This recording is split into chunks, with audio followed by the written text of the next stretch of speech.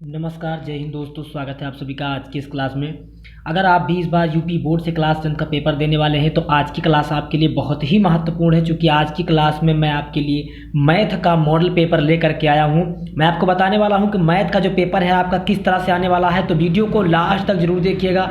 अगर आप 21 तारीख को मैथ के पेपर में अच्छा स्कोर करना चाहते हैं तो वीडियो को लास्ट तक जरूर देखिएगा, और चैनल पर नए हैं तो चैनल को सब्सक्राइब जरूर कर लीजिएगा। तो प्यारे मित्र, जैसा कि आप लोग जानते हैं कि 20 नंबर का ऑब्जेक्टिव यानी बहुविकल्पीय प्रश्न इस बार आपकी बोर्ड एग्जाम में आने वाला है। ठीक है, तो चलिए सबसे पहले हम बहुविकल्पीय प्रश्नों से शुरुआत करते हैं। आज की क्लास का सबसे पहला क्वेश्चन देखिएगा ध्यान से, आपका है कि किसी पूर्णांक m के लिए प्रत्येक धनात्मक पूर्णांक जो सम है उसका रूप होगा। उसका रूप पूछा गया है कि m होगा कि m+1 होगा कि 2m होगा कि 2m+1 हो जाएगा, ये आपको बताना है। तो याद रखिएगा प्यारे मित्र, अगर धनात्मक सम पूर्णांक पूछा जाएगा तो 2m हो जाएगा। क्या हो जाएगा? 2m हो जाएगा। याद रखिएगा, यहाँ पर p लिखा हो सकता है, यहाँ पर x भी लिखा हो सकता है, कुछ भी लिखा हो, लेकिन 2m या 2p या 2x होगा। और अगर सम की जगह विषम पूछ लिया जाए तो 2p+1 होगा या फिर 2m+1 होगा। यहाँ सम पूछा गया है इसलिए क्या हो जाएगा? 2m हो जाएगा। क्वेश्चन नंबर दूसरा देखिएगा ध्यान से। दूसरा नंबर क्वेश्चन आपका है कि x³ y² तथा x² y³ का मासा ज्ञात कीजिए। इसका मासा हमको बताना है। तो देखिएगा प्यारे मित्र, इसका मासा जो है वो निकालना बहुत ही आसान है। ध्यान से समझिएगा इसका मासा हमें कैसे निकालना है।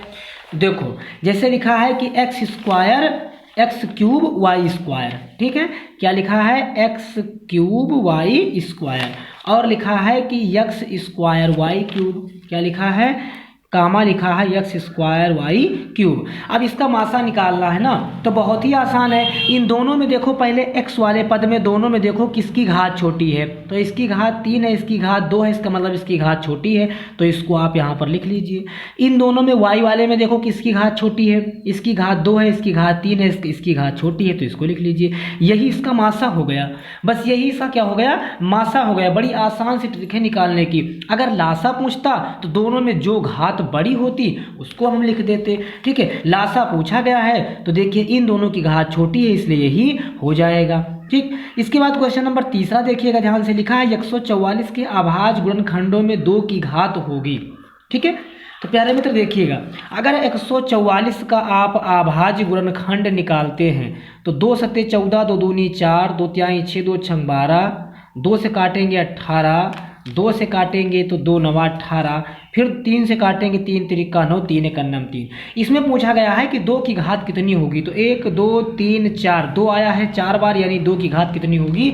4 हो जाएगी, यानी कि ऑप्शन ए जो है आपका बिल्कुल सही हो जाएगा प्यारे मित्र। अगला क्वेश्चन देखिएगा ध्यान से प्यारे मित्र। एक लिखा हुआ है समीकरण लिखा है x+2y+5 = 0। ठीक है, समीकरण आपका लिखा है x+2y+5 = 0, और दूसरा समीकरण लिखा है कि -3x - 6y+1 = 0।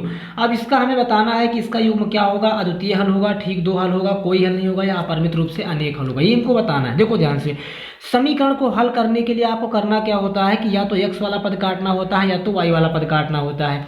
यहाँ अगर हमें x या y वाला पद काटना है तो क्या करेंगे? हम 2 से गुणा कराएंगे समीकरण 1 में, ये 2 है। समीकरण 1 में अगर हम मान लीजिए कितने से गुणा कर देते हैं? 2 से करा देते हैं तो हो जाएगा 2x, यहाँ हो जाएगा। ठीक है, अच्छा 3 से करवाएंगे, चूंकि 2 से कराएंगे तो कटेगा नहीं, 3 से कराएंगे तो यहाँ हो जाएगा 3x, यहाँ हो जाएगा 3 दूनी 6y, और यहाँ हो जाएगा 3 5 15। दूसरा समीकरण जो है उसको हम वैसे ही उतार लेंगे। ठीक है, ये 1 ये 2। अब देखो ध्यान से, इसमें -3x + 3x ये भी कटेगा, -6y + 5y ये भी कटेगा। 2 2 कट रहे हैं इसलिए इसके अपरिमित रूप से अनेक हल हो जाएंगे। जब x और y दोनों कट रहा हो, किसी की वैल्यू ठीक ढंग से ना आए, तो अपरिमित रूप से अनेक हल होता है, यानी ऑप्शन डी जो है आपका बिल्कुल सही हो जाएगा।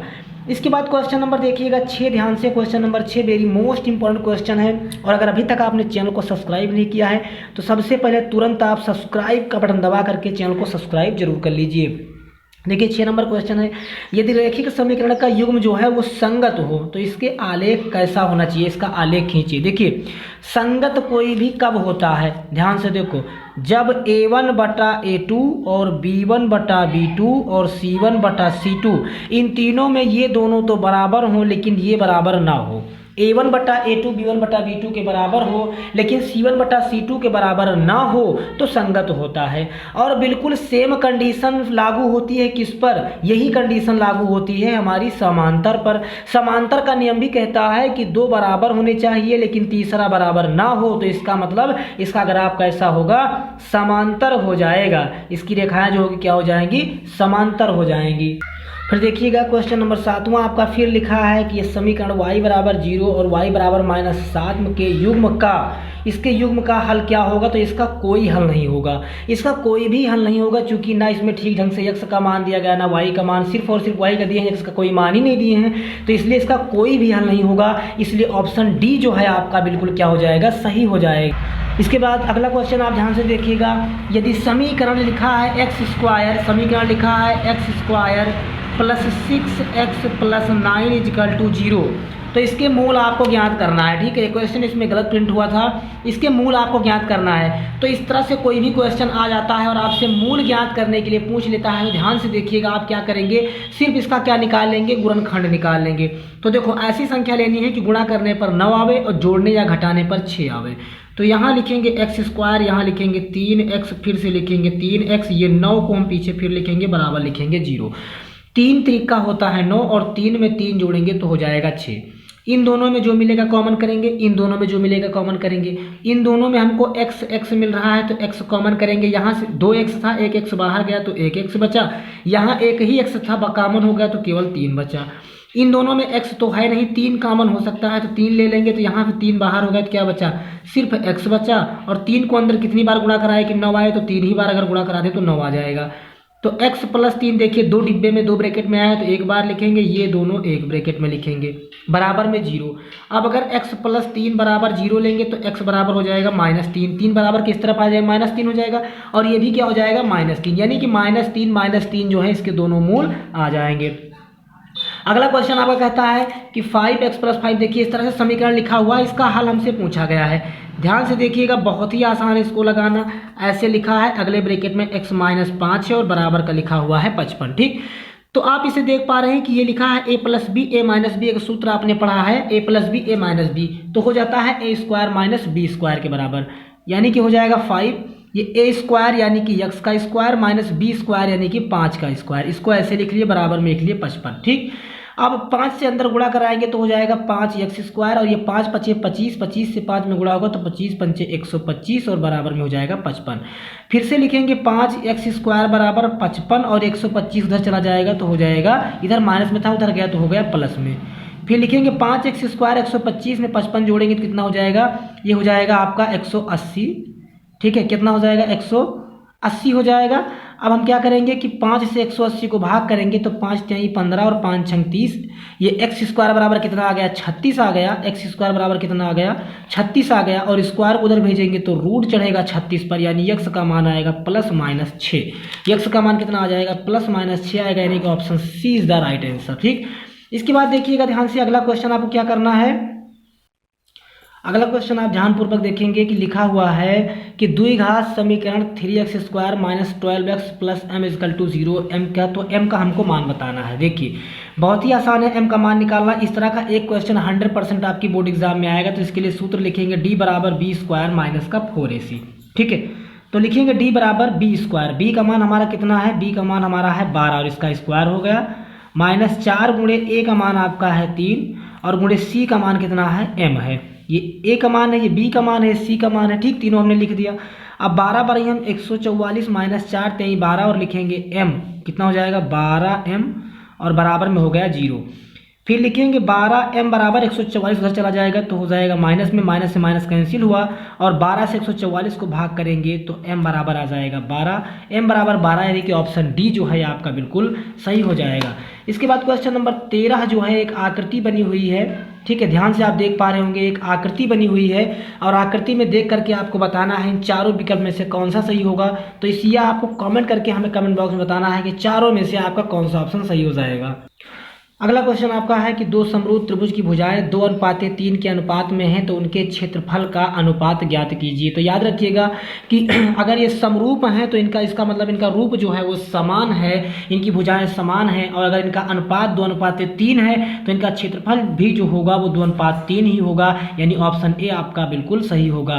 क्वेश्चन नंबर अगला आपका है 3 - 6 और 1, 2 को मिलाने रेखाखंड का मध्य बिंदु ज्ञात कीजिए। देखिए बहुत ही आसान है, ये लिखा हुआ है, कितना लिखा हुआ है 3, -6, अगले ब्रैकेट में है 1, 2। ठीक, करना क्या है, बस इसको आप मान लेंगे x1 है, ये y1 है, ये x2 है और ये y2 है। ठीक है, अब क्या लिखेंगे x1 + y1/2, इधर लिखेंगे x2 + y2/2। इसी सूत्र पर मान रख दीजिए तुरंत। देखो x1 का मान 3 है, प्लस y1 का मान कितना है 1 है और बटे 2 है। यहाँ x2 का मान कितना है, ध्यान से देखो 1 है, और ये प्लस y2 का मान कितना है, सॉरी x1 का मान इतना हो गया, सॉरी ये जो होगा x1 + x2 होगा और ये y1 + y2 होगा, ऐसा होगा भाई। ठीक है, तो x1 का मान होगा, फिर x2 का मान होगा। y1 का मान देखा जाए तो y1 का मान कितना है, y1 का मान है -6 और प्लस y2 का मान कितना है 2 और बटे में 2। ठीक है, x1 + x2 बटे 2 और y1 + y2 बटे 2, यही होता है निकालने का सूत्र। तो 3 में 1 जोड़ेंगे 4/2 और इधर -6 से 2 घटाएंगे तो -4/2, काटेंगे 2 दूनी 4, काटेंगे 2 दूनी 4, यानी कि इधर आएगा -2, इधर आएगा 2, -2 आएगा और 2 आएगा। ठीक है, क्या आ जाएगा -2 आ जाएगा और 2 आ जाएगा, यानी कि ऑप्शन जो है आपका बी बिल्कुल सही हो जाएगा। अगला क्वेश्चन प्यारे मित्र ध्यान से देखिएगा, और इससे पहले अगर आप चैनल पर नए हैं तो तुरंत आप चैनल को सब्सक्राइब जरूर कर लीजिए, क्योंकि इस चैनल पर लगातार आपके बोर्ड एग्जाम की तैयारी चल रही है। तो बोर्ड एग्जाम में अच्छा स्कोर करने के लिए हमारे चैनल को सब्सक्राइब जरूर कर ले, ताकि हमारे हर वीडियो की नोटिफिकेशन आप तक सबसे पहले पहुंच जाए। क्वेश्चन अगला आप देखिएगा कि बिंदु -6, 8 दिया गया है, -6, 8 की मूल बिंदु से दूरी ज्ञात कीजिए। तो प्यारे मित्र मूल बिंदु से दूरी निकालने के लिए बहुत ही आसान तरीका है, एक और बिंदु में आप 0, 0 मान लेंगे। ठीक है, उसके बाद ये हमारा हो गया x1, ये y1 हो गया, ये x2 हो गया, ये y2 हो गया।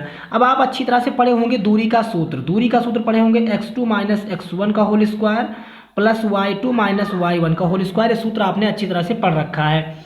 x2 की बात करें तो हो जाएगा 0, -x1 की बात करें तो कितना हो जाएगा -6 और इसका हो गया स्क्वायर। y2 की बात करें तो 0 है, -y1 की बात करें तो कितना है भैया 8 है और इसका क्या हो जाएगा स्क्वायर हो जाएगा। ऐसे कर देंगे, ठीक है, ऐसे कर देना है आपको। ठीक है, अब इनको हम गुणा कर लेंगे, तो 6 को 6 से गुणा करेंगे तो 6 छंग कितना होगा 36 होगा, माइनस प्लस होगा और ये 8 28 64 हो जाएगा। 64 36 को आपस में जोड़ेंगे तो आ जाएगा प्यारे मित्र √100 और √100 का मान कितना होता है 10 होता है।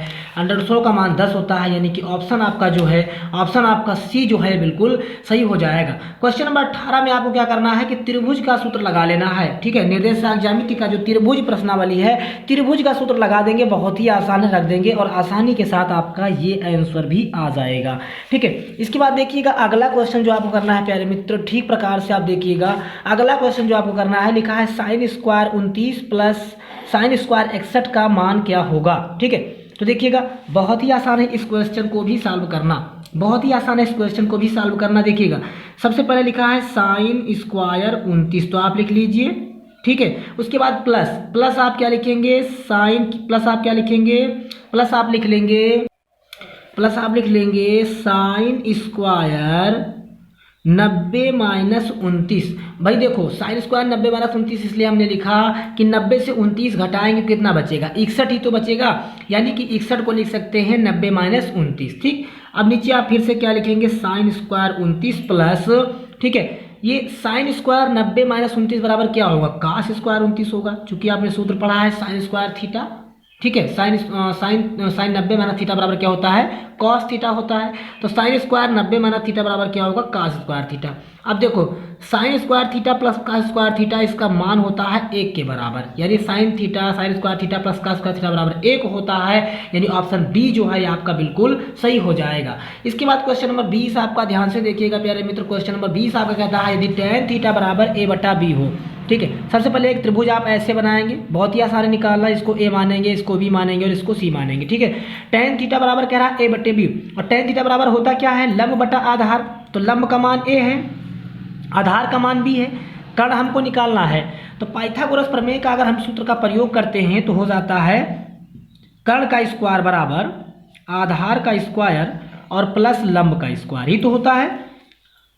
कर्ण आपका है एक्स का स्क्वायर बराबर, आधार की बात करें तो बी का स्क्वायर प्लस अगर लंब की बात करें तो हो जाता है ए का स्क्वायर। फिर लिखेंगे एक्स स्क्वायर बराबर स्क्वायर को हम बराबर के इस तरफ भेजेंगे तो इस पर रूट चढ़ जाएगा बी स्क्वायर प्लस ए स्क्वायर पर, ये स्क्वायर से रूट दोनों कट जाएगा तो बचेगा एक्स बराबर कितना बचेगा बी प्लस ए बचेगा, यानी जो हमारा कर्ण होगा ये बी प्लस ए हो जाएगा। कर्ण हमारा क्या होगा बी प्लस ए हो जाएगा। ठीक है, अब ये जो क्वेश्चन दिया गया इसी पर आप मान रख दीजिए, आंसर आपका बड़े ही आसानी के साथ आ जाएगा। ठीक है, करना क्या है देखो, लिखा है बी साइन थीटा, बहुत ध्यान से देखना, बी साइन थीटा, तो बी को तो आप बी ही लिखोगे, बी को आप क्या लिखोगे बी लिखोगे गुणे साइन थीटा, तो साइन थीटा बराबर क्या होता है लंब बटा कर्ण। ठीक है, लंब बटा कर्ण, लंब का मान कितना है ए और कर्ण का मान कितना है बी प्लस ए। ठीक है, ए बटे बी प्लस ए, माइनस यहाँ लगा है माइनस लगा दीजिए, ए लिखा है तो ए लिखो और गुणे कॉस थीटा, कॉस थीटा बराबर क्या होता है आधार बटा कर्ण, तो आधार क्या है बी, आधार क्या है बी और कर्ण क्या है आपका ध्यान से देखना। ठीक है, और कर्ण आपका क्या है, तो कर्ण आपका फिर से वही है बी प्लस ए और पूरे का ऐसे कर दीजिए बटा, पूरे का ऐसे बटा कर दीजिए। फिर लिखा है बी साइन थीटा, तो बी लिखो, साइन थीटा का मान फिर वही होता है लंब बटा कर्ण, तो फिर से आप वही लिख दो बी प्लस ए। ठीक है, प्लस ए कॉस थीटा, तो फिर से वही कॉस थीटा का मान होता है आधार बटा कर्ण, तो फिर बी बटे बी ए प्लस ए। इतनी बात समझ में आई। अब देखो ये बी ए बटा बी प्लस ए और यहाँ पर भी ए बी कहो चाहे बी ए बटा बी प्लस ए दोनों समान है, माइनस प्लस कट जाएगा तो ऊपर आ जाएगा जीरो, क्या आ जाएगा जीरो, और जीरो के बटे में कोई भी संख्या हो जीरो के बराबर ही होती है, जीरो के बटे में कोई भी संख्या हो जीरो के ही बराबर होती है, यानी ऑप्शन ए जो है आपका बिल्कुल सही हो जाएगा। तो प्यारे मित्र इस तरह से आपके ऑब्जेक्टिव क्वेश्चंस थे। ठीक है, और अगर अभी तक आपने चैनल को सब्सक्राइब नहीं किया है तो तुरंत आप चैनल को सब्सक्राइब जरूर कर लीजिएगा। इसके बाद देखिएगा आपको दिया गया है कि यूक्लिड विभाजन के नियम से इसका एचसीएफ निकालिए। मैंने बहुत बार बता रखा है यूक्लिड का नियम निकालना बहुत ही आसान है। ठीक है, ये निकालना बहुत ही आसान है। देखो जैसे लिखा है 280 बराबर 130 ऐसे लिख लो, बड़ी संख्या इधर लिखो, छोटी संख्या बराबर के इस तरफ लिखो। अब छोटी संख्या में इतने से गुणा कराओ कि बड़ी वाली के बराबर आ जाए, तो 130 दूना कितना होता है 260 और यहाँ है 280, तो 260 ही हुआ, 20 कम है तो 20 जोड़ दो। ये 130 यहाँ पर फिर से लिखो और गुणा कितने से कराओ 20 से, 20 में कितने से गुणा कराएं कितना आ जाए, तो 20 छक्का होता है 120, 10 बचा 10 छोड़ दो, ये 20 फिर इधर लिखो, ये 10 यहाँ लिखो, 10 में कितने से गुणा कराएं कि 20 आ जाए, 10 दूना 20, कुछ नहीं बचा जीरो कर दो, यानी ये जो 10 आया ही आपका एचसीएफ हो गया, मासा हो गया। तो यूक्लिड के नियम से मासा निकालना बहुत ही आसान है, हर बार बोर्ड एग्जाम में पूछा जाता है। उसके बाद में ये क्वेश्चन वेरी मोस्ट इंपॉर्टेंट है, मैंने कई बार आपको बताया है कि विलोपन, प्रतिस्थापन और वज्र गुणनखंड तीनों में से कोई एक विधि 100% आपके बोर्ड एग्जाम में करने के लिए आएगी। उसके बाद यहाँ के का मान निकालना है। उसके बाद में जो आपका चौथा क्वेश्चन है वो त्रिभुज प्रश्नावली से लिया गया है, आपको सिद्ध करना है कि बी एफ बटे एफ ई बराबर बी ई बटे ई सी। तो प्यारे मित्र अगर आप चाहते हैं क्वेश्चन आप त्रिभुज के जो क्वेश्चन है उसको आप सिद्ध कर सको, लगा सको, तो उसके लिए आपको प्रमेय को ध्यानपूर्वक पढ़ना होगा। ठीक, जितनी ज़्यादा प्रमेय आप पढ़ेंगे उतने आसानी के साथ आप क्वेश्चन को सॉल्व कर पाएंगे। ठीक, उसके बाद देखिएगा क्वेश्चन नंबर अंग वाला जो दिया गया, उस बिंदु का निर्देशांक ज्ञात कीजिए जो 1,7 तथा 4,3 को मिलान रेखाखंड 2:3 में विभाजित करता हो। तो इसके लिए बस आप यही सूत्र लगाएंगे m2x1 प्लस m1x2 और बटे m1 प्लस m2। ठीक है, इंटू m2y1 प्लस m1y2 और बटे m1 प्लस m2। बस यहाँ जो m1 m2 है ये अनुपात का मान है। ठीक है, यानी ये आपका x1 है, ये y1 है, ये आपका x2 है, ये y2 है, जो अनुपात दिया गया है ये m1 है और ये m2 है। इसी सूत्र पर आप मान रख देना, आसानी के साथ आपका आंसर आ जाएगा। ठीक है, उसके बाद क्वेश्चन नंबर जो 4 है इसको मैंने कई बार सिद्ध करके अपने वीडियो में बताया है, उसको आप देख लीजिएगा, बहुत ही आसान है इसको सॉल्व करना। इसके बाद जैसा कि आप लोग जानते हैं प्यारे मित्र कि अपरमेय सिद्ध करना 100% आपके बोर्ड एग्जाम में हर बार आता है, तो अपरमेय सिद्ध करना तो जरूरी आ जाएगा। ठीक है, यहाँ रूट 3 आ सकता है, रूट 5 आ सकता है, रूट 7 आ सकता है या रूट 2 आ सकता है। ठीक है, इनमें से कोई भी सिद्ध करने के लिए आएगा। क्वेश्चन नंबर खा जो है ये जो रैखिक समीकरण प्रश्नावली है वहाँ से लिया गया है, और क्वेश्चन नंबर गा जो है ये भी रैखिक प्रश्नावली से है, और क्वेश्चन नंबर घा जो है ये निर्देशांक ज्यामिति से लिया गया है कि यदि बिंदु 1,2, 2,3। ठीक है, ये जो दिया गया है, ये जो चारों मान दिए गए ना इनको लगाना बहुत ही आसान है, बस ऐसे करके एक चतुर्भुज बनाना। ठीक है, यहाँ ए मानना, यहाँ बी मानना, यहाँ सी मानना, यहाँ डी मानना, और इन चारों मान को यहाँ पर सजा देना। ठीक है, ये चारों मान को देखिए 1,2 यहाँ लिख लेना, फिर 4, वाई नीचे लिख लेना, फिर उसके बाद कहा x, 6 तो इसको यहाँ लिख लेना, और d का मान है 3, 5 तो इसको यहाँ बस ऐसे लिख लिया चारों मान। ठीक है, चारों मान लिखने के बाद में एक बार इनको और इनको लेकर हल कर लेना, यानी एक बार AC ले लेना और एक बार इनको ले लेना, यानी कि BD ले लेना। बस दूरी का सूत्र लगा लेना, ये x1 ये y1 ये x2 ये y2, ऐसे ये वाला लेंगे तो x1 y1 x2 y2 लेकर के दूरी के सूत्र से हल कर देंगे, क्वेश्चन भी आपका आ जाएगा। उसके बाद यहाँ से खंड तीसरा आपका शुरू होता है, जिसमें 3 खंड आपको हल करने हैं। त्रिकोणमिति का पहला क्वेश्चन दिया गया है 1/tan a + sin a / 1 + cos a = 2। आपको क्या कर देना, प्रूफ कर देना है, यदि cos a के बराबर 2 हो तो। खा वाला क्वेश्चन आपका पहली ही प्रश्नावली का सवाल है, बहुत ध्यान से और बहुत बार आपने पढ़ा होगा। गा नंबर का जो सवाल है फिर से आपका कहाँ है, रैखिक समीकरण का सवाल है, वज्र गुणनखंड विधि से हल करना है। और मैंने हजारों बार बताया भैया कि पूर्ण वर्ग बनाना आपको जरूर आना चाहिए, क्योंकि पूर्ण वर्ग बनाना और गुणनखंड निकालना इन दोनों में से एक क्वेश्चन हर बार बोर्ड एग्जाम में आता है। तो पूर्ण वर्ग बनाना अगर आपको नहीं आता है तो आप आज ही तुरंत सीख लीजिए, पूर्ण वर्ग बनाना 100% ये आपके बोर्ड एग्जाम में आएगा। क्वेश्चन नंबर 4 की बात करें तो फिर से चौथे का जो का है ये फिर पहली ही प्रश्नावली का सवाल है, और जो खा है ये तीसरी प्रश्नावली रखी। देखिए लगातार इन्हीं प्रश्नावलियों के घुमा फिरा करके क्वेश्चन दिए जा रहे हैं। उसके बाद 5वें की बात करें प्यारे मित्र, दीर्घ उत्तरीय प्रश्नों की बात करें तो पहला प्रश्न जो है आपका ये त्रिभुज प्रश्नावली से सिद्ध करना है। जितना ज्यादा आप सवाल सिद्ध करना सीख लेंगे उतना ही आपका फायदा होगा, क्योंकि 3 से 4 क्वेश्चन कम से कम आपके बोर्ड एग्जाम में सिद्ध करने वाले जरूर से जरूर आएंगे। ठीक है, उसके लिए आप प्रमेय को अच्छी तरह से पढ़ लेना, अच्छी तरह से सभी प्रमेय को सीख लेना, बड़े ही आसानी के साथ आप क्वेश्चन को सिद्ध कर लेंगे। और इसमें का जो खा क्वेश्चन है, जो खा खंड है, ये आपका कहाँ से लिया गया है, त्रिकोणमिति के अनुप्रयोग यानी कि अवनमन और उन्नयन कोण से लिया गया है। ये प्रश्नावली भी परीक्षा की दृष्टि से बहुत ही महत्वपूर्ण है। तो प्यारे मित्र जितने भी क्वेश्चन मैंने आज बताए हैं आपको, ये सारे के सारे क्वेश्चन बहुत ही महत्वपूर्ण है। सारे के सारे क्वेश्चन आप अच्छी तरह से पढ़ लीजिएगा, सॉल्व कर लीजिएगा, हल कर लीजिएगा, और कमेंट करके हमें जरूर बताइएगा कि वीडियो आपको कैसा लगा। और चैनल पर नए हैं तो चैनल को तुरंत सब्सक्राइब कर लीजिए, ताकि मेरे हर क्लास नोटिफिकेशन सबसे पहले आप तक पहुंच जाए। तो पढ़ते रहिए और मस्त रहिए। Best of luck, God bless you.